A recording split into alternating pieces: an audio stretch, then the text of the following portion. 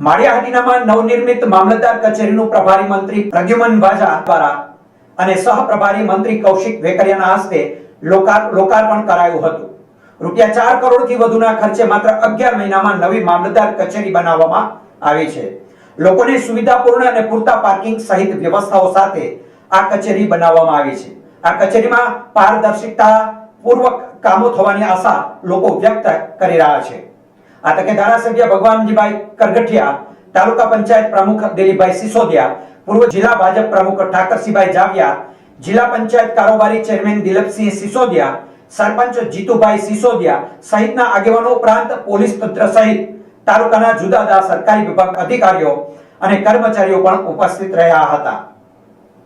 આજરોજ તારીખ 21મી માર્ચ 2026ના શુભ દિવસે મામલતદાર કચેરી માળિયાહાટીનાનું લોકાર્પણ કરવામાં આવ્યું।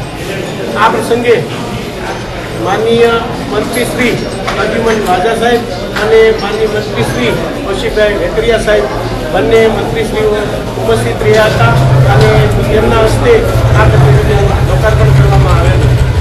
આ પ્રસંગે અત્રેના ધારાસભ્ય માનનીય ભગવાનજીભાઈ કરગઠિયા પણ ઉપસ્થિત રહેલા હતા।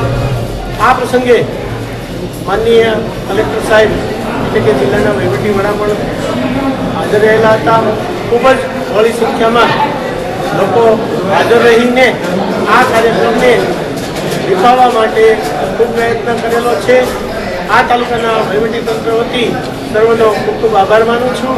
સાથે સાથે આ તાલુકાના લોકોને વહીવટી તંત્ર તરફથી એવી ખાતરી આપું છું કે માત્ર બિલ્ડિંગ નવું બનાવવાથી કશું જ નથી થવાનું, પણ લોકોની જે સેવા કરવાની છે એ કામ જે છે એ અમારા શિરે આવ્યું છે, એને બખૂબી નિભાવીશું। લોકોને સારામાં સારી સુવિધા મળી રહે અને લોકોના પ્રશ્નો જે છે એ હલ થાય એ માટે હંમેશા વહીવટીતંત્ર વતી પ્રયત્ન રહીશું તેવી આ તાલુકાની જનતાને હું ખાતરી આપું છું। અસ્તુ, જય હિન્દ।